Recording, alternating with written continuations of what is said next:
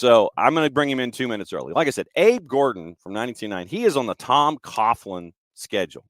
He is like on time, and in that means 5 minutes early. And so Abe gets to listen to the opening kickoff ramblings every single week. He's not rushing in. He's not rushing in, sitting there and sitting down. When I cue the camera, he's not just rushing in, sitting down in the seat, throwing on the headphones like some folks may do with their shifts. It's like rushing in. Oh, it's like, I got 40 seconds. Oh, crap. You run in, open the door, sit down. You hear the door creak in the headset before you go on the air. The on-air sign goes on. Those kinds of things. So it is that time where, as traditionally what we do, 9:15-ish, we bring in folks to talk about what happened. Morning, Abe. What's going on, John? I appreciate you having me as always. Look, I'm an old school fight fan. I say it's not a real headbutt if you don't draw blood. So that's my barometer for damage on those. I'm down with that. I being the old wrestling guy that I am myself, if it's a true headbutt, and not one of those where it's like you headbutt your hand, but the actual ones where you're mad at the guy and you really want to headbutt him and kind of concuss the both of you. I see where you're going. But have you ever, in your athletic endeavors or in your sports talk radio career, have you ever headbutted an opponent? I mean, I've gone like head to head on a ball in the air, something like that. So an accidental headbutt within the realm of play, not like I'm angry and my bet. I would push or punch someone. I'm not throwing my own head into the line of damage. Maybe a short elbow, one of those. But a short shot. No, I've never headbutted someone in that realm. Okay, so then let's ask Garrett. Garrett, have you ever headbutted an opponent in any circumstance, ever in your competition, whether it be athletic endeavor or sports talk radio endeavor? Have you ever headbutted another host? No, I cannot say that I've ever headbutted a host. I have given an elbow. I've given a sharp elbow when I played basketball. I mean, when you play soccer or something like that too, it's like you gotta establish space. They teach you get the rebound in basketball and you put the elbows out and you clear out space. Headbutts? No, not a headbutt. I can't say I can do that. Well, the reason I bring that up is because our opening kickoff this morning was the situation that happened in Italy, where the coach got mad. He loses a match 1-0. He's in a relegation fight, and then after the whole thing is done, he decides he's going to headbutt an opposing player. That's why I was asking. That was opening kickoff this morning. Oh man. Uh-huh. Well, that reminds me of what was the Italy and in France in the World Cup. They get the red card for the big headbutt right in the middle. Oh yeah, the middle of the chest. Yeah, the Zidane headbutt, the legendary Zidane headbutt, and that was it was. But yeah, I mean that was like a player who goated another player. Dude headbutts him, and all the whole soccer world goes berserk. But yeah, you had an older coach headbutting an opposing player after a loss. And so that was why I figured I would ask this morning if the two of you had those kinds of incidents. But since, Garrett, I know you're the short timer, we'll go ahead and start with you. 30,000-foot view 36 hours later of the dominant 4-1 win, where we got our first hat trick of Boom Yaka. So I guess it'd be Boom Yakamaki for the year. Yakamaki. Yeah, trying to think of the plural. So 36 hours later, what's on your mind? It's just as dominant as it was then. I mean, it was a fantastic match. And, the way it started, it was very 50-50. We talked about this on the full-time report with Mike Conti and Jason Longshore. It was a pretty 50-50 match up until that penalty kick right at the 45th minute. And honestly, it felt like they were trying to push through, and it felt like it was coming. And then all of a sudden they were able to really get through it. And then they come back in the second half, and then just the floodgates just opened, and the defending was strong. The back line was sound. I loved the communication between Gregerson and Derek Williams.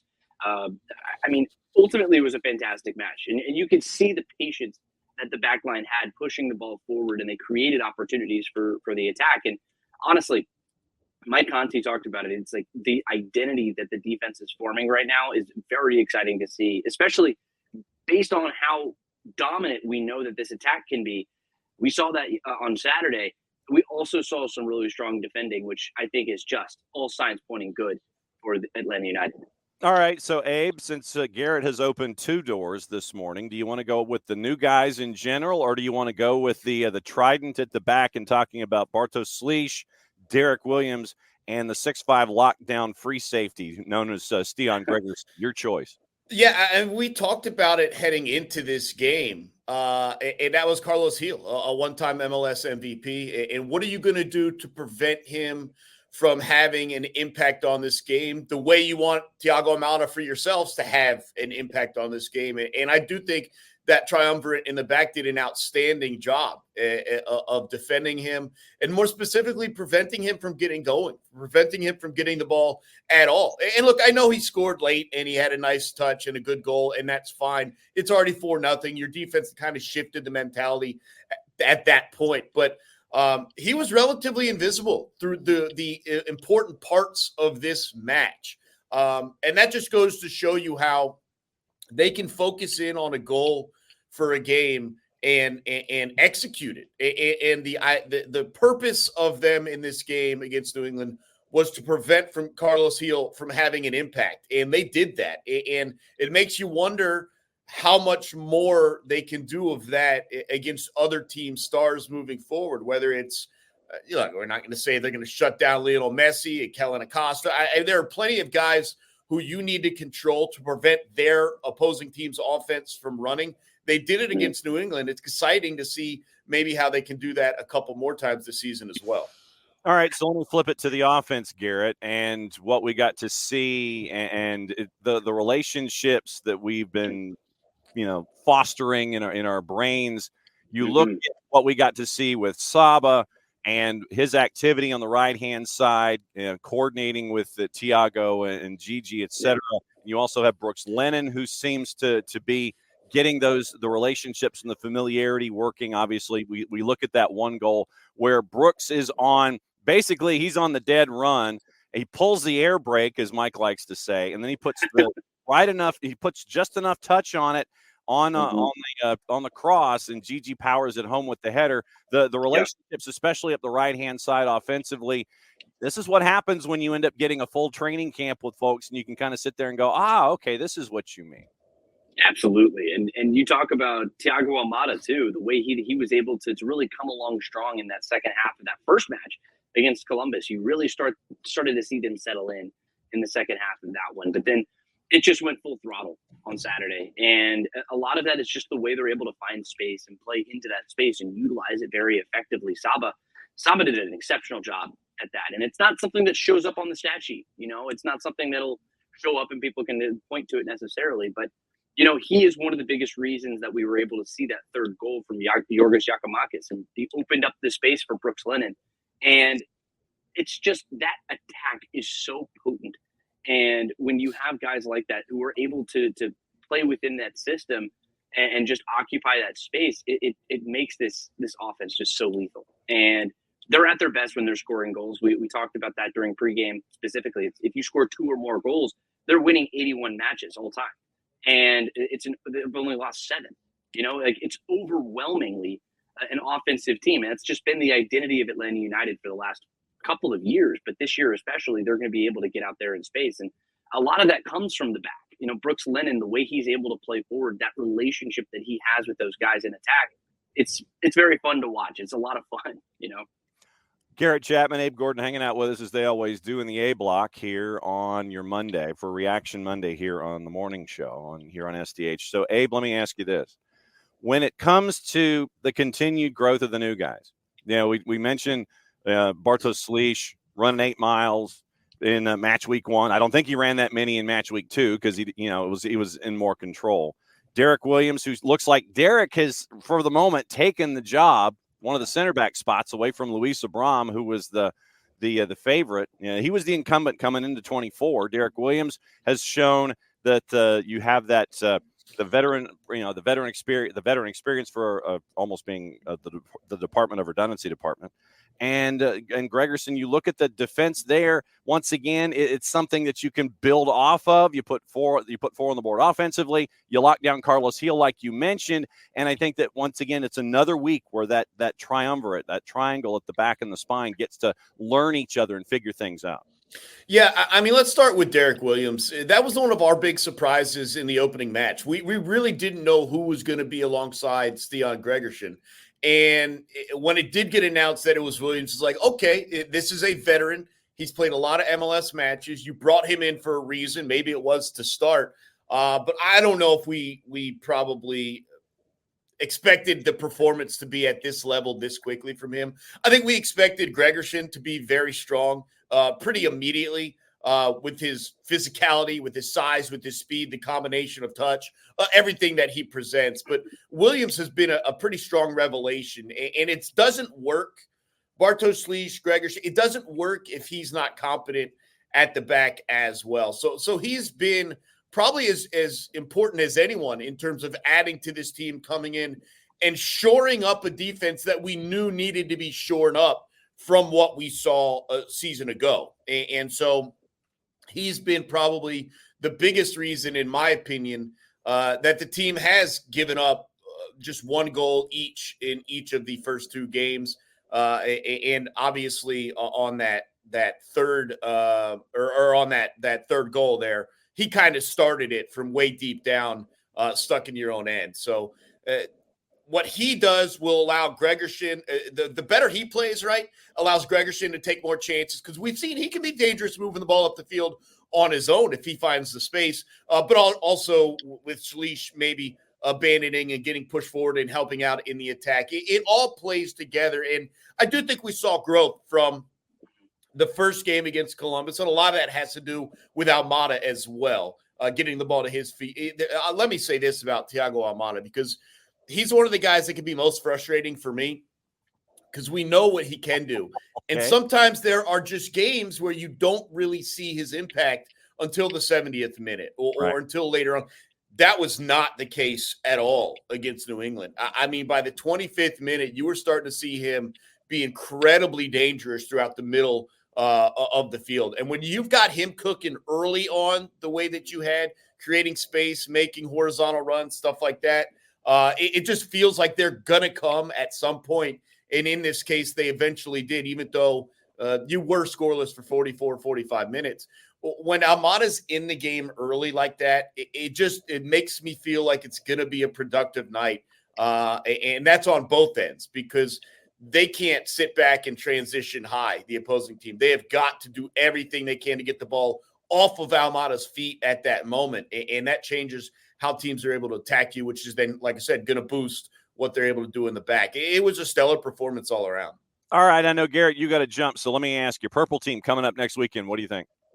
I think that the way that defending has worked out against it looks good. It looks good just with the way that the defense has worked. I mean, Orlando is a pretty potent offense. You know, like they can put the ball in the back of the net. We saw a high scoring match from them on Saturday. So we need defending to be at an all-time high. And look, at the end of the day, if we can come out and get another 4-1 match against Orlando when the Purple Team comes in, I think that would be pretty nice. But I think the team's playing with a lot of confidence, and like Gonzalo Pineda talks about a lot, it's more about what we do more than anything else. And the best way to beat teams with strong offenses or however they play is to beat them with possession. And that wasn't necessarily the way that they beat New England on Saturday, but I think that's a way that you can beat Orlando next Sunday. All right, Garrett, go to work. Get paid for stuff. Thanks, guys. All right, that's Garrett. So, Abe, let me ask you, now that we've got New England done, next Sunday, you're going to be facing a team that is, like New England, having to deal with the CONCACAF hemispheric extravaganza at the same time that you're having to balance, a Major League Soccer schedule. I know that Atlanta United fans, they see no pity. They give no pity. They give no quarter, especially when the Purple Team comes to town.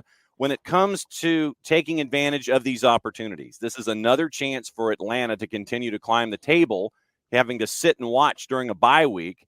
This is a team that can be had because they're having to juggle these different things early in the season. Well, look, I'm not going to feel bad about this. Atlanta United's going to have to deal with it when they get into U.S. Open Cup play. So all's fair through this part of the season. But, yeah, they're flying out to Monterey for a 10:30 kickoff tomorrow night. And so, I kind of wondered, and I didn't really get to bring up this point in the postgame show. It felt to me like New England went all out, balls to the wall for like 30 minutes and then didn't get a goal, and it just hit them like a ton of bricks, and they were out from there on. I don't know if anyone else felt this way. Felt like they were pushing so hard to get an early goal through the first 20, 25 minutes. They got that header that rattled the crossbar. And after that, it was like they weren't even involved anymore. And you have to wonder how much of that was, let's just push as hard as we can for a little bit, see what we come up with.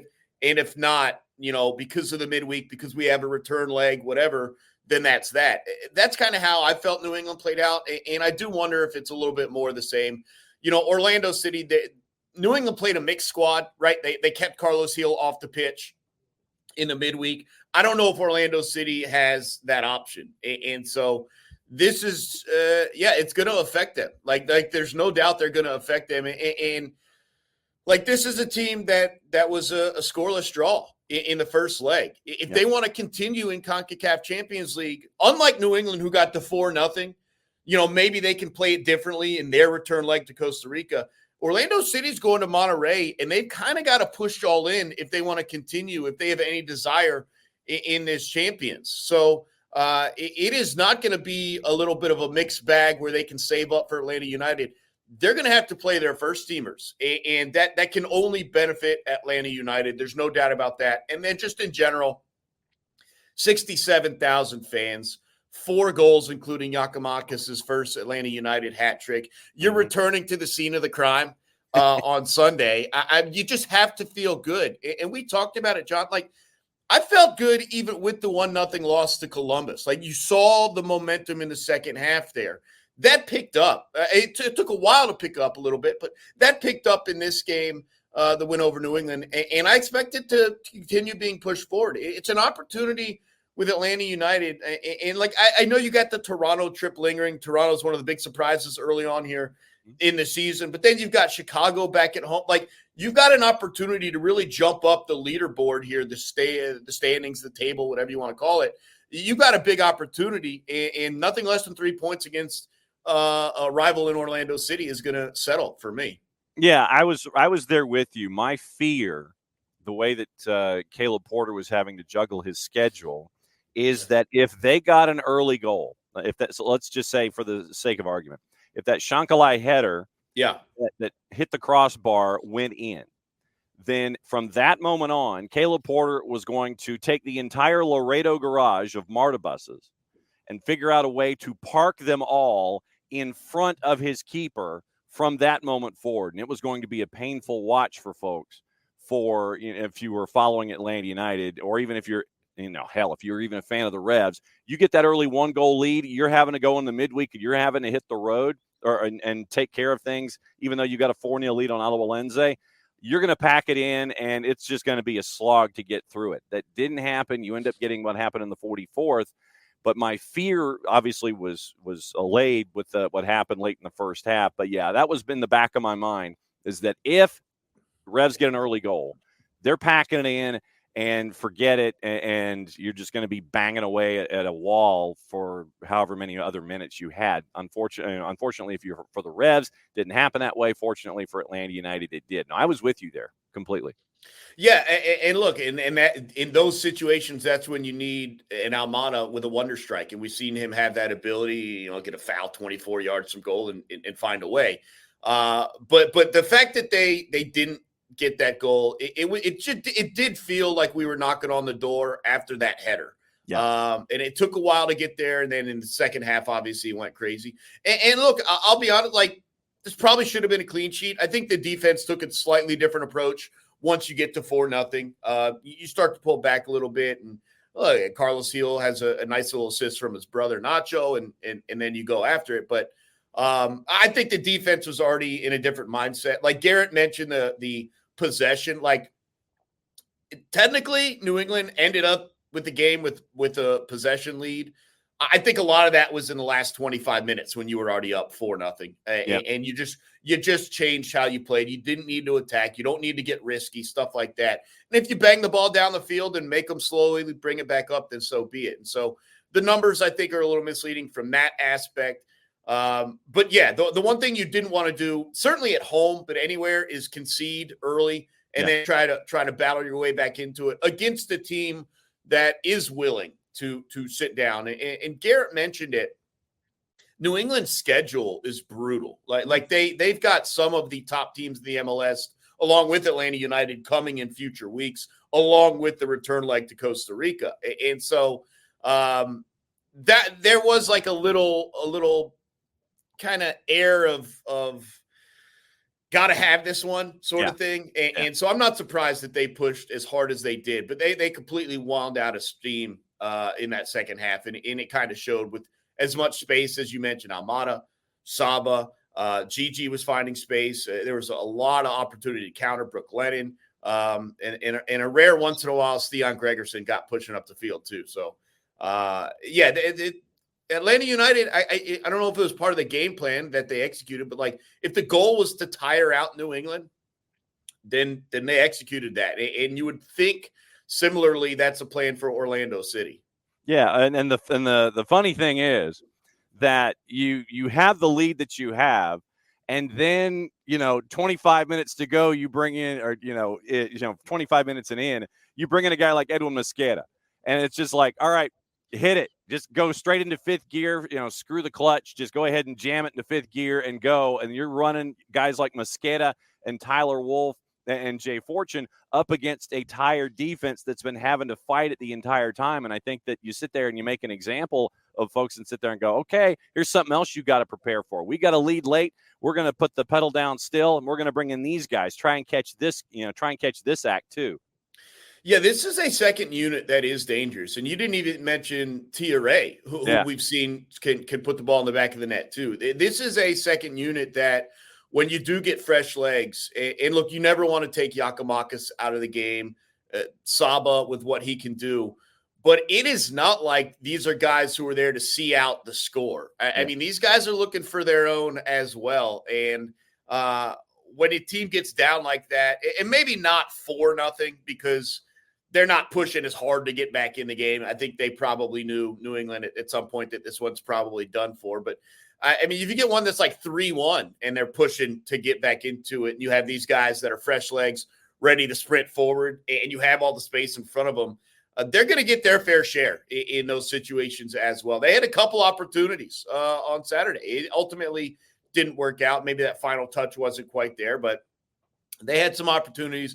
They're going to get their fair share too when teams push on them, and that's exciting too. We've seen in other years, and every team's going to have questions of depth at certain positions. I think that's only expected. But we've seen in years past where you bring someone in and you just don't know what you're going to get from that second team.